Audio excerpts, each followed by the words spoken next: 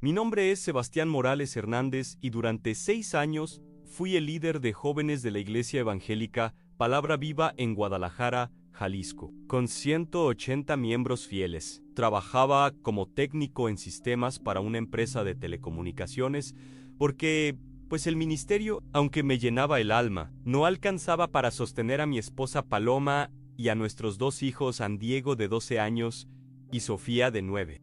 Era conocido en mi colonia, la del Valle, por organizar campañas contra lo que considerábamos las supersticiones católicas, especialmente la veneración de santos. Mi padre, el pastor principal Eliseo Morales, me había criado con una convicción férrea: los santos católicos eran una distracción peligrosa del verdadero evangelio. Mi hijo me decía desde niño: entre Dios y el hombre solo está Jesucristo. Nariams. Esas palabras resonaban en mi corazón cada domingo cuando predicaba a los jóvenes sobre la idolatría moderna del catolicismo. En marzo del 2023, mi jefe me asignó un proyecto que cambiaría todo: instalar un sistema de comunicaciones satelitales en varios santuarios católicos de Italia, incluyendo la Basílica de Santa María de los Ángeles en Asís. Es un contrato internacional muy importante, Sebastián, me dijo Carlos, mi supervisor. Necesito a alguien de confianza que hable italiano básico y entienda de tecnología avanzada. Había estudiado italiano en la universidad, así que era el candidato perfecto. Lo que descubrí 3 semanas después en esa pequeña ciudad italiana no solo cuestionó toda mi fe evangélica, sino que me enfrentó a evidencias físicas que desafiaban cualquier explicación lógica. Grabé algo en video que, según todos los expertos que he consultado desde entonces, es científicamente imposible. Hoy, 8 meses después, ya no soy el mismo hombre que salió de Guadalajara con la misión secreta de desmentir las mentiras católicas. Esta es la historia de cómo un joven santo muerto hace 17 años me demostró que hay misterios en este mundo que van más allá de cualquier doctrina humana. Todo comenzó cuando Paloma me preparó las maletas con esa mezcla de orgullo y preocupación que solo las esposas mexicanas saben expresar. Ten cuidado, mi amor, me dijo, mientras doblaba mis camisas con ese esmero que me derretía el corazón. Ya sabes cómo son esos católicos europeos con sus cosas raras. A mis hijos estaban emocionados porque papá iba a Europa como en las películas. Pero yo tenía una misión clara: documentar las supersticiones católicas para crear un material que fortaleciera nuestra congregación. Mi padre me había dado una bendición especial antes del viaje. Sebastián, Dios te está enviando como Josué a tierra enemiga. Mantente firme en la palabra y no te dejes engañar por sus tradiciones humanas. En sus manos temblorosas sobre mi cabeza me transmitieron esa autoridad espiritual que había respetado toda mi vida. Le prometí que regresaría con material suficiente para desenmascarar lo que él llamaba la gran mentira romana. El vuelo a Roma fue largo, pero mi mente trabajaba constantemente. Había preparado preguntas específicas para hacer a los católicos: ¿por qué oraban a muertos? ¿Dónde decía la Biblia que María podía escuchar millones de oraciones simultáneamente? ¿No era idolatría besarle los pies a estatuas? Llevaba una pequeña cámara oculta y mi teléfono con aplicaciones para grabar conversaciones. Mi plan era simple: en documentar las contradicciones bíblicas del catolicismo para crear una serie de enseñanzas poderosas. Llegué a Roma un martes por la mañana. El clima era perfecto, pero algo en el ambiente me inquietaba. Quizás eran los crucifijos en cada esquina o las innumerables iglesias que se alzaban como centinelas de piedra. Tomé el tren hacia Asís esa misma tarde, y durante el viaje no pude evitar notar algo extraño. Los italianos en el tren rezaban el rosario con una naturalidad que me desconcertaba. No parecían supersticiosos o ignorantes. Se veían como personas normales, educadas, que simplemente conversaban con alguien invisible. Una parte de mí quería grabar sus rezos para mostrar en la iglesia cómo el catolicismo engañaba a las masas, pero algo en sus rostros me detenía. Había una paz genuina que no podía fingirse. Asís me recibió como un golpe visual. La ciudad medieval parecía suspendida en el tiempo, con sus calles de piedra serpenteando hacia la majestuosa Basílica de San Francisco. Mi primera reacción fue crítica en cuanto dinero gastado en edificios cuando podrían ayudar a los pobres. pero conforme caminaba, algo en el ambiente me desarmaba gradualmente. Había una serenidad que contrastaba con el bullicio típico de las ciudades mexicanas que conocía. Me hospedé en un pequeño hotel cerca del centro. La señora que me atendió, una italiana de unos 60 años llamada Francesca, me preguntó en su español entrecortado si venía en peregrinación. «No, señora», le respondí firmemente, «vengo por trabajo técnico». Ella sonrió con una dulzura maternal que me recordó a mi abuela.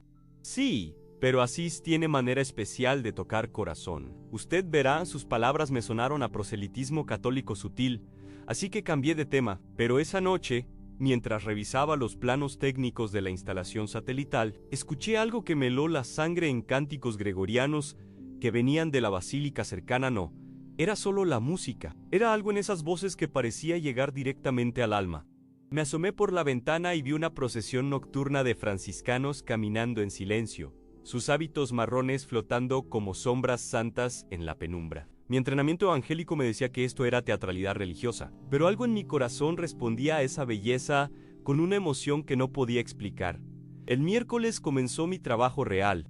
Tenía que instalar equipos de comunicación en 3 ubicaciones: la Basílica de San Francisco, el Convento de Santa Clara y la Iglesia de Santa María de los Ángeles. Mi contacto local era el hermano Giuseppe, un franciscano de unos 40 años con una sonrisa genuina y un español sorprendentemente fluido. «He estudiado 2 años en México», me explicó. «Hermoso país, hermosa gente».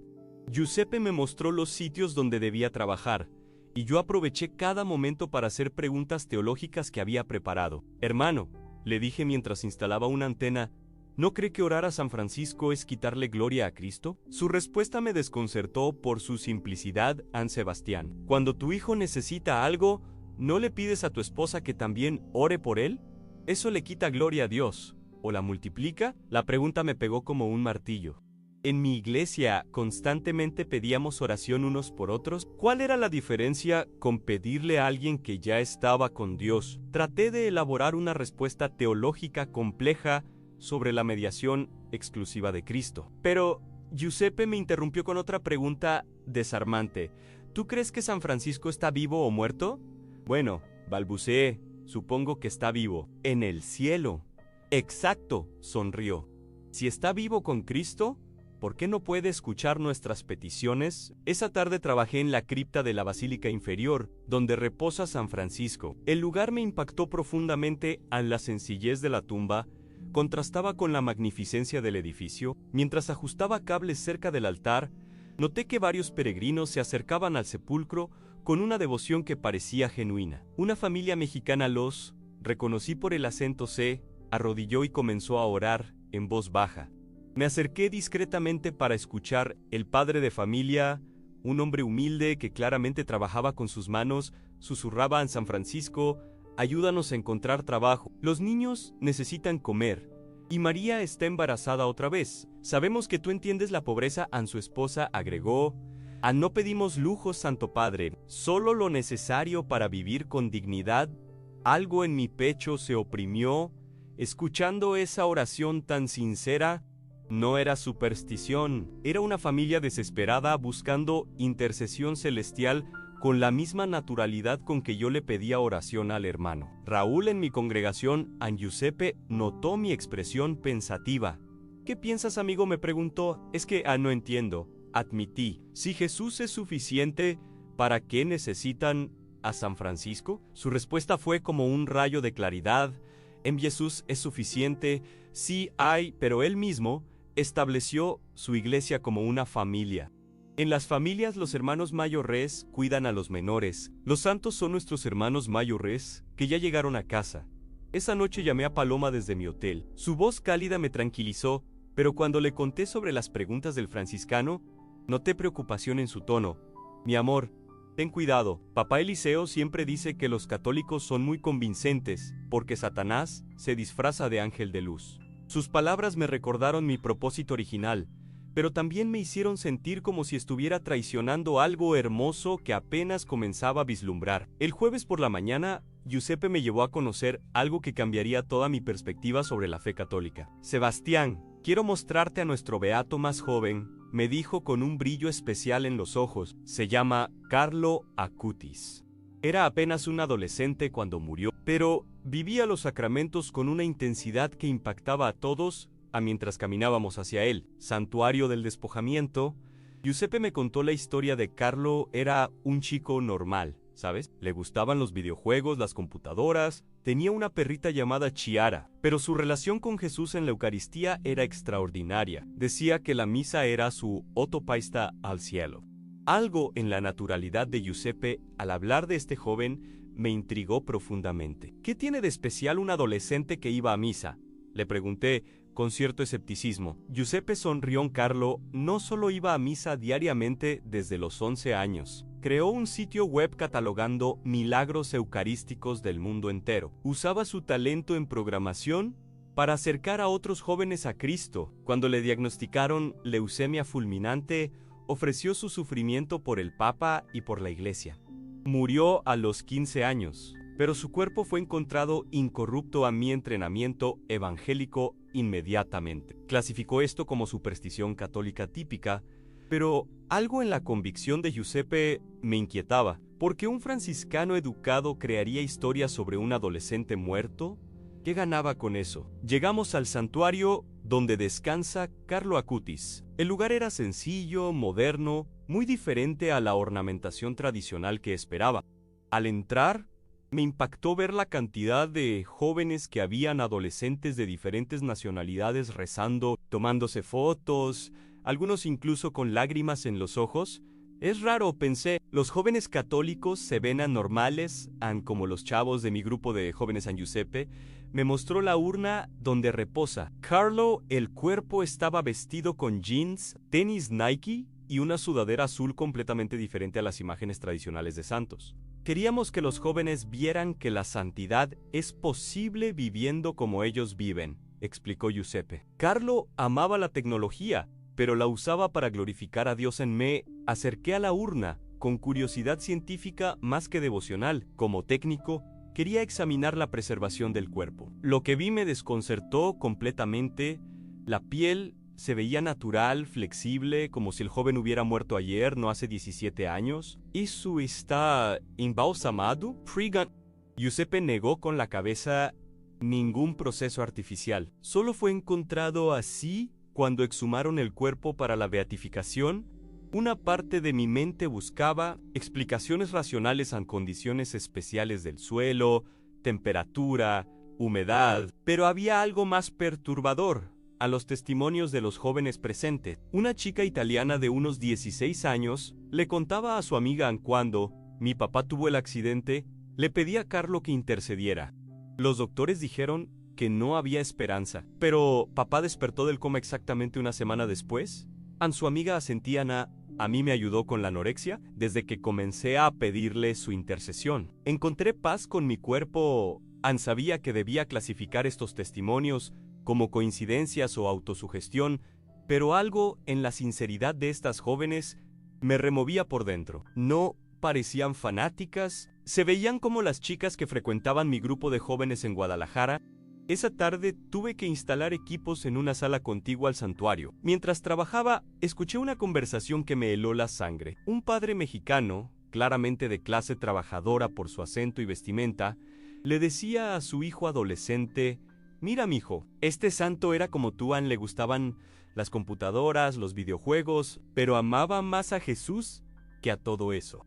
El chavo, que no podía tener más de 15 años, respondió: «Papá, pero ¿en serio crees que él puede escucharnos desde el cielo?». El padre, con una sabiduría simple que me partió el corazón, contestó: «Hijo, si tu abuelita que está en el cielo nos cuida, ¿por qué no puede cuidarnos este santo joven que entiende tu edad?». La conversación me transportó inmediatamente a mis propios recuerdos. En mi familia evangélica siempre hablábamos de que los seres queridos que partían nos cuidaban desde el cielo. Mi abuela Esperanza, que murió cuando yo tenía 12 años, seguía siendo una presencia constante en nuestras conversaciones familiares. «Abuelita, nos está viendo», decía mi mamá cuando lograba algo importante. ¿Cuál era realmente la diferencia entre eso y lo que estos católicos hacían con Carlo Acutis? Giuseppe notó mi expresión pensativa y se acercó. ¿Todo bien, hermano? Es que dudé. No entiendo por qué necesitan santos tan jóvenes. ¿No es suficiente con Jesús? Su respuesta me desarmó completamente. En claro que Jesús es suficiente, pero Él mismo nos dio el ejemplo cuando quiso enseñar sobre la fe, puso a un niño en medio de los discípulos. Cuando quiso mostrar humildad, lavó los pies a sus amigos. Los santos son ejemplos vivientes de cómo seguir a Cristo en diferentes circunstancias. Pero, ¿por qué un adolescente? Giuseppe sonrió con ternura paternal, porque los jóvenes necesitan ver que es posible ser santo sin dejar de ser joven. Carlo jugaba PlayStation, navegaba en internet, tenía amigos normales, pero también rezaba el rosario. Iba a misa diaria.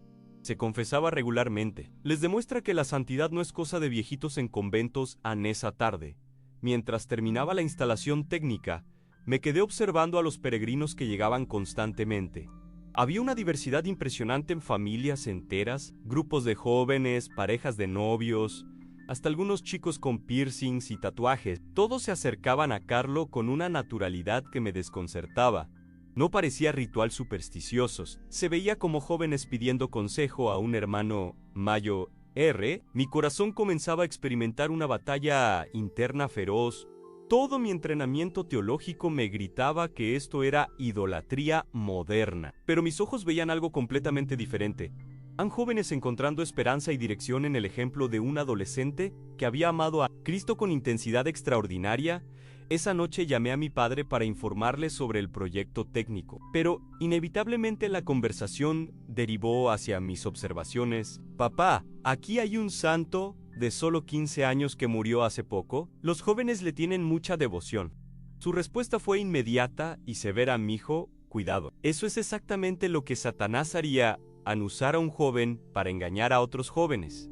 Los muertos no pueden escuchar oraciones, solo Jesús intercede por nosotros.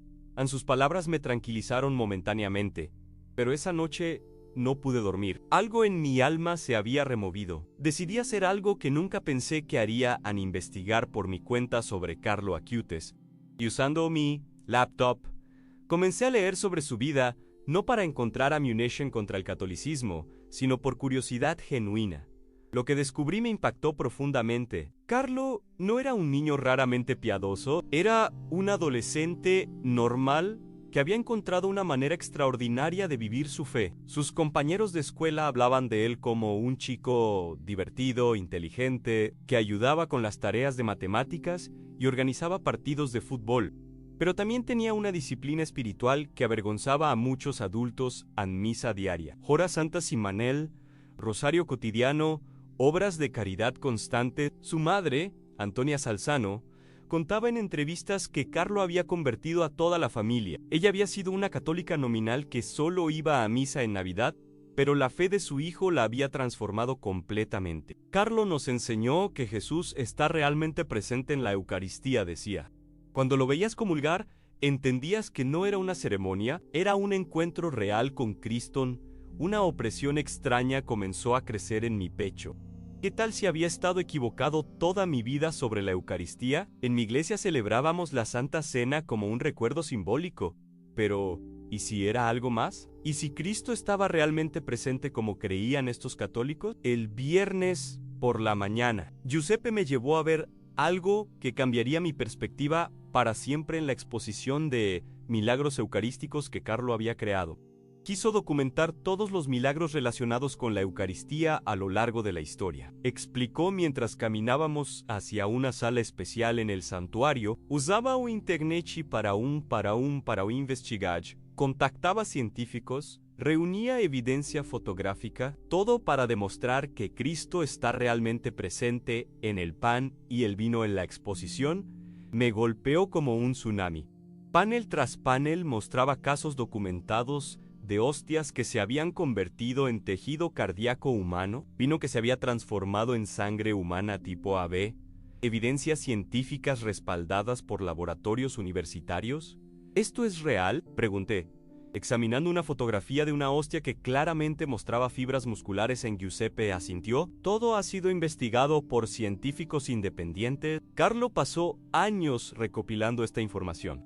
Un caso particular me impactó en el milagro eucarístico del anciano Italia. Del siglo VIII, un monje que dudaba de la presencia real de Cristo en la Eucaristía vio cómo la hostia se convirtió en carne y el vino en sangre durante la consagración. Siglos después, análisis científicos confirmaron que era tejido cardíaco humano, sangre humana tipo AB, sin ningún proceso de conservación artificial.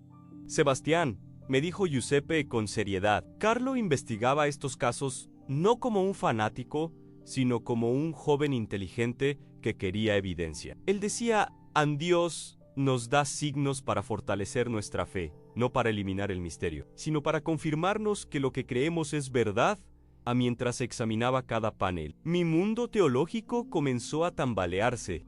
En mi iglesia siempre habíamos ridiculizado las supersticiones católicas sobre la Eucaristía, pero aquí había evidencia científica documentada de fenómenos inexplicables. ¿Por qué nunca nos enseñaron sobre esto? Pence, ¿por qué nuestros pastores no mencionan estas investigaciones científicas? Una parte de mí quería descartar todo como fraude católico elaborado, pero mi background técnico me obligaba a reconocer que laboratorios universitarios independientes no participarían en engaños religiosos. Esa tarde, Giuseppe me hizo una pregunta que me perseguiría por día. San Sebastián, como técnico que eres, ¿qué probabilidad hay de que cientos de hostias en diferentes siglos y países se conviertan espontáneamente en tejido cardíaco humano del mismo tipo sanguíneo? Traté de elaborar una respuesta sobre coincidencias estadísticas, pero mi formación científica me obligaba a admitir que las probabilidades eran astronómicamente pequeñas. Además, continuó Giuseppe, fíjate en algo curioso, siempre que estos milagros ocurren es para fortalecer la fe de alguien que duda. El monje del anciano dudaba, la religiosa de Bolsena tenía crisis de fe, el sacerdote de Buenos Aires necesitaba una confirmación. Es como si Cristo dijera, está bien dudar, pero aquí tienes evidencia para tu mente científica. Sus palabras resonaron profundamente en mi alma porque describían exactamente mi situación. Un hombre de fe con mente técnica que necesitaba evidencia. ¿Sería posible que Dios estuviera respondiendo a mis propias dudas a través de esta investigación que un adolescente había compilado años antes de mi llegada? El sábado por la mañana, todo cambió. Giuseppe me pidió acompañarlo a una ceremonia especial, la renovación de votos de una pareja de esposos que había venido desde México específicamente para hacerlo ante la tumba de Carlo Acutis. ¿Por qué aquí?, le pregunté mientras caminábamos hacia el santuario. Porque Carlo intercedió por la reconciliación de su matrimonio, explicó. Estuvieron separados 2 años por problemas graves, pero cuando comenzaron a pedirle ayuda al beato, algo extraordinario sucedió. La pareja se llamaba Eduardo y Carmen Vázquez, de Monterrey. Él era ingeniero civil, ella maestra de primaria, ambos con aspecto de clase media trabajadora. Durante la ceremonia, Eduardo dio un testimonio que me removió hasta las entrañas. Hermanos, yo era un alcohólico funcional que había destruido mi familia. Carmen me había dado ultimátums durante años, pero yo no podía dejar la bebida. Una amiga le regaló una estampita de Carlo Acutis y le dijo, pídele ayuda a este joven santo. Él entiende las adicciones modernas. Carmen tomó la palabra con lágrimas en los ojos. Al principio me pareció ridículo pedirle ayuda a un adolescente muerto, pero estaba desesperada. Comencé a rezarle a Carlo todos los días. Si realmente estás con Dios, ayúdame a salvar mi matrimonio.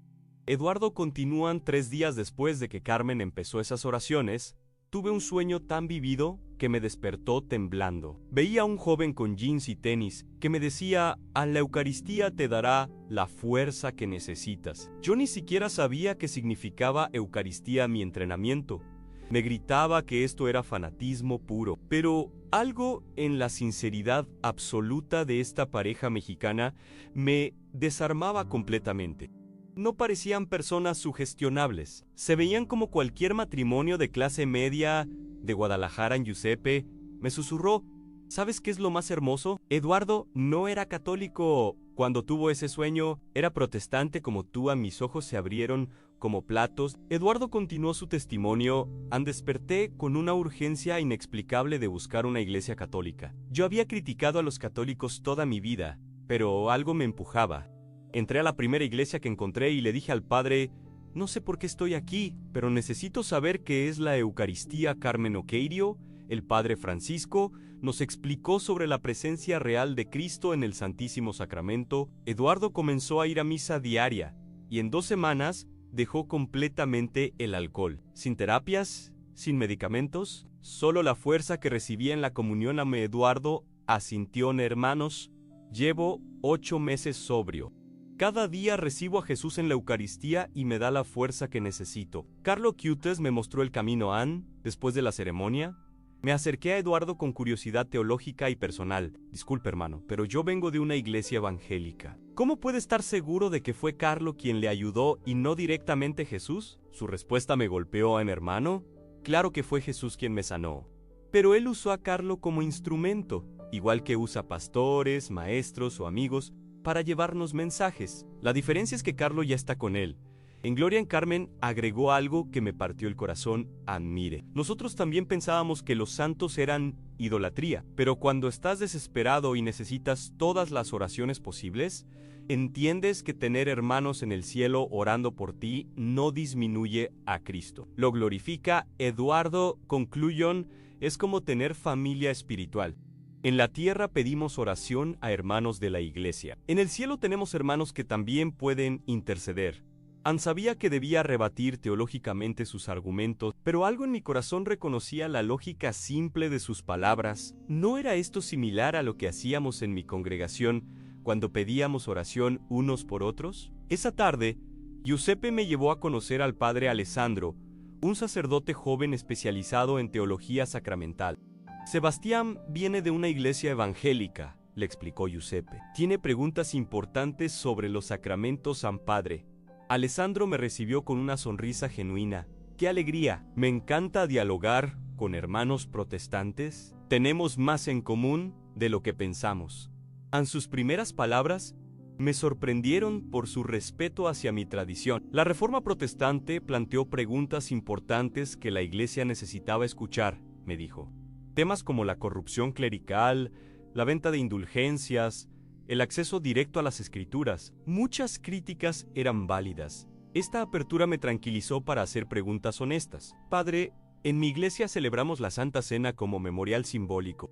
¿Cómo pueden ustedes afirmar que el pan se convierte literalmente en el cuerpo de Cristo? Su respuesta fue calmada y razonada. Sebastián, cuando Jesús dijo, «Esto es mi cuerpo», ¿por qué los apóstoles no protestaron diciendo «hablaus simbólica o menchi»? Ellos conocían las metáforas de Jesús, pero aquí ninguno objetó.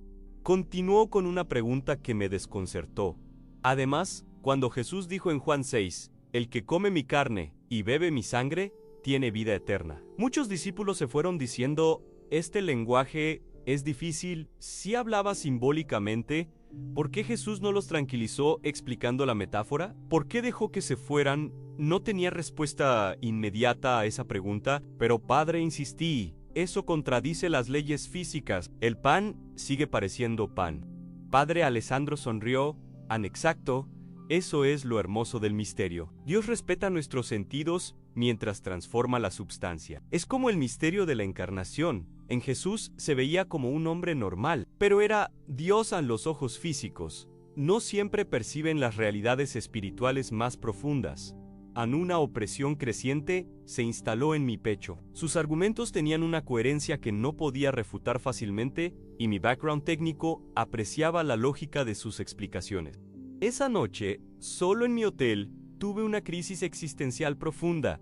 Llamé a Paloma necesitando escuchar su voz familiar. «Mi amor, ¿cómo estás? Te noto raro en la voz, en su intuición femenina siempre me sorprendías. Es que este lugar me está confundiendo», admití. «Los católicos que he conocido no son como nos enseñaron. Se ven sinceros, educados, con una fe que parece genuina». Paloma guardó silencio unos segundos antes de responder con preocupación. «Sebastián, por favor, ten cuidado.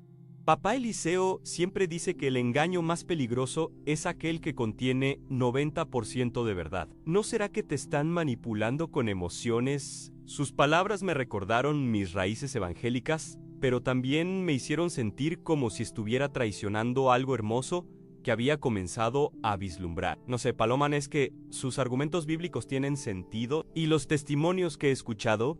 Mi amor me interrumpió con firmeza. Los testimonios no determinan la doctrina. La Biblia es nuestra única autoridad. Lo que sientes puede ser hermoso, pero la verdad no depende de sentimientos. Tenía razón en principio, pero algo en mi alma se rebelaba contra esa lógica fría. El domingo por la mañana decidí hacer algo que nunca pensé que haría al asistir a una misa católica. No por devoción, sino por curiosidad antropológica y teológica. Quería observar de primera mano este ritual que tanto había criticado desde el púlpito. Giuseppe me había invitado, pero decidí ir solo para tener libertad de analizar sin compromiso social. La Basílica de San Francisco estaba repleta para la misa de 11. Me senté en una banca del fondo para observar discretamente. Lo primero que noté fue la diversidad en familias enteras, jóvenes, ancianos, turistas, locales, todos participando con una naturalidad que me sorprendía. No parecía una exhibición religiosa, se veía como una familia reunida. Durante la liturgia de la palabra, el sacerdote leyó el Evangelio de Juan 6, Yo soy el pan vivo que bajó del cielo. El que coma de este pan, vivirá para siempre. Y el pan que yo daré es mi carne para la vida del mundo, en las mismas palabras que Padre Alessandro había mencionado el día anterior. Una coincidencia que me inquietó profundamente. Mi corazón comenzó a palpitar cuando llegó el momento de la consagración. El sacerdote elevó la hostia y pronunció las palabras de Jesús. Esto es mi cuerpo. Algo en la solemnidad del momento, la reverencia absoluta de los fieles, la certeza en la voz del celebrante, me removió hasta las entrañas. Lo que más me impactó fue el momento de la comunión. Personas de todas las edades se acercaban al altar con una devoción que no podía fingirse. Vi a la familia mexicana que había escuchado días antes, al matrimonio que renovó votos, a jóvenes con la misma edad de los muchachos de mi grupo juvenil. Todos se acercaban como si realmente fueran a recibir a Cristo en persona. Una anciana italiana, que claramente había vivido mucho, se arrodilló ante el Santísimo con lágrimas de felicidad. Un joven con tatuajes y piercings cerró los ojos al recibir la comunión como si fuera el momento más importante de su día. Una madre cargando a su bebé susurró, «Gracias, Jesús», después de comulgar. ¿Era posible que todos estuvieran equivocados? ¿O era yo quien había estado ciego a una realidad espiritual más profunda? Después de la misa, mientras la gente se dispersaba, me quedé sentado procesando lo que había experimentado. Una sensación extraña se había instalado en mi alma, como si hubiera visto algo sagrado que no entendía completamente, pero que mi espíritu reconocía como auténtico. ¿Sería posible que Cristo estuviera realmente presente en esa Eucaristía como estos católicos creían? Esa tarde tomé una decisión que cambiaría todo. Decidí grabar un video frente a la tumba de Carlo Acutis, planteando mis dudas y desafíos al presunto santo. Si realmente tenía poder de intercesión celestial, que me diera una señal clara. No esperaba respuesta alguna, solo quería documentar mi escepticismo para mostrar en mi iglesia cómo había resistido las tentaciones católicas. Me acerqué al santuario con mi teléfono preparado para grabar. Era tarde, había pocos visitantes, el ambiente estaba sereno. Me coloqué frente a la urna donde reposa Carlo y comencé a hablar en voz baja en Carlo Acutis. Si realmente puedes escuchar desde el cielo como creen estos católicos, necesito que me demuestres algo. Soy Sebastián, hijo de pastor evangélico, y toda mi vida he creído que orar a los santos es idolatría. Si estoy equivocado, dame una señal que mi mente técnica pueda entender en lo que sucedió en los siguientes 30 segundos. Desafía toda explicación lógica y quedó grabado en video con calidad perfecta. Algo que los expertos que he consultado desde entonces califican como científicamente imposible. Mientras grababa mi desafío a Carlo Acutis, mantuve el teléfono enfocado hacia su rostro en la urna de cristal. Mi voz sonaba firme pero respetuosa. ¿Sí realmente tienes poder de intercesión? Muéstrame algo que mi formación técnica no pueda explicar. No busco milagros espectaculares, solo una señal clara de que estoy equivocado sobre la comunión de los santos. Lo que sucedió inmediatamente después quedó registrado en video con una claridad que aún me quita el sueño. Mientras hablaba, una luz dorada comenzó a emanar suavemente del rostro de Carlo. No era reflejo de las luces del santuario, era una luminosidad que parecía surgir desde adentro del cuerpo incorrupto. Al principio pensé que era un efecto óptico, pero la luz se intensificó gradualmente hasta formar algo que me dejó paralizado. El rostro de Carlo parecía sonreír levemente, y sus párpados cerrados parecieron moverse casi imperceptiblemente. Mi formación técnica inmediatamente buscó explicaciones racionales en efectos de luz, ilusión óptica, sugestión psicológica, pero el video no mentía y lo que estaba grabando desafiaba todas las leyes físicas que conocía. La luminosidad duró exactamente 32 segundos según el video, y durante ese tiempo experimenté algo que jamás había sentido, una paz profunda que parecía llenar cada célula de mi cuerpo, acompañada de una certeza inexplicable de que no estaba solo en ese momento. Era como si una presencia juvenil, alegre pero profundamente santa, me estuviera confirmando que sí, él podía escucharme desde su lugar junto a Cristo. Cuando la luz se desvaneció gradualmente, me quedé temblando sosteniendo el teléfono, revisé inmediatamente la grabación, esperando que hubiera sido una ilusión óptica. Pero ahí estaba toda la luz dorada emergiendo del rostro, la aparente sonrisa, el movimiento sutil de los párpados. Mi mente de técnico no podía procesarlo. Grabé desde 3 ángulos diferentes y todos mostraban el mismo fenómeno inexplicable. Las rodillas se me debilitaron y caí arrodillado ante la urna. Una voz interior, clara como un susurro pero firme como una convicción, parecía decirme: Sebastián, no busques oposición entre tu fe evangélica y la verdad católica. Busca la plenitud de lo que Cristo estableció. Salí del santuario completamente transformado. Esa noche no pude comer ni dormir. Revisé el video cientos de veces, lo analicé frame por frame, consulté con expertos en efectos visuales a través de internet. Todos llegaron a la misma conclusión: no había manipulación digital, no había explicación técnica para lo que había grabado. Un físico de la Universidad de Harvard, a quien envié el archivo, me respondió: señor Morales, o esto es el fraude más sofisticado que he visto en 30 años, o usted ha documentado un fenómeno que está más allá de nuestro entendimiento científico actual. El lunes por la mañana busqué desesperadamente a Padre Alessandro. Necesitaba contarle lo que había experimentado y mostrarle el video. Cuando vio la grabación, sus ojos se llenaron de lágrimas. Sebastián, me dijo con voz quebrada, en 10 años de ministerio nunca había visto algo así. Carlo está confirmando tu búsqueda sincera de la verdad, Padre. ¿Pero qué significa esto?, le pregunté con urgencia. ¿Me está llamando a convertirme al catolicismo? ¿Estoy traicionando mi herencia evangélica? Su respuesta me sorprendió por su sabiduría pastoral. Hijo, no se trata de traicionar nada, se trata de encontrar la plenitud de lo que ya creías. Tu amor por Cristo es auténtico. Tal vez Carlo te está invitando a conocer aspectos de Jesús que tu tradición no había explorado completamente en esa tarde. Giuseppe me llevó a conocer al obispo de Asís, Monseñor Domenico Sorrentino, quien había conocido personalmente a Carlo Acutis. Cuando le mostré el video, observó en silencio durante varios minutos antes de hablar. Sebastián, este joven santo tenía un don especial para comunicarse con personas de tu edad y formación. Era un evangelizador nato que usaba la tecnología para acercar a otros a Cristo. No me sorprende que te haya elegido para este testimonio, monseñor, le dije con voz temblorosa. Toda mi vida he sido evangélico. Mi padre es pastor, mi esposa e hijos comparten estas convicciones. ¿Qué hago con esto? Su respuesta fue pastoral y sabia, hijo. La verdad no debe dividir familias. Comienza un diálogo respetuoso con tu esposa. Comparte gradualmente lo que has descubierto. Si Carlo intercedió por ti, también intercederá por tu familia. La unidad cristiana es su pasión. A los siguientes días los pasé en oración constante y estudio intensivo. Leí todo lo que pude encontrar sobre Carlo Acutis, sobre los milagros eucarísticos, sobre la doctrina católica de la comunión de los santos. Giuseppe me facilitó libros de teología escritos específicamente para protestantes que buscaban entender el catolicismo. Todo comenzaba a tener sentido de una manera que jamás había experimentado. Mi corazón experimentaba una batalla interna terrible. Por un lado, sentía que había encontrado la plenitud de la fe cristiana. Por otro, temía las consecuencias familiares y ministeriales de esta transformación. El jueves, llamé a Paloma para contarle sobre el video. Su reacción inicial fue de pánico en Sebastián. Eso suena a engaño satánico. El diablo puede hacer milagros falsos para seducir.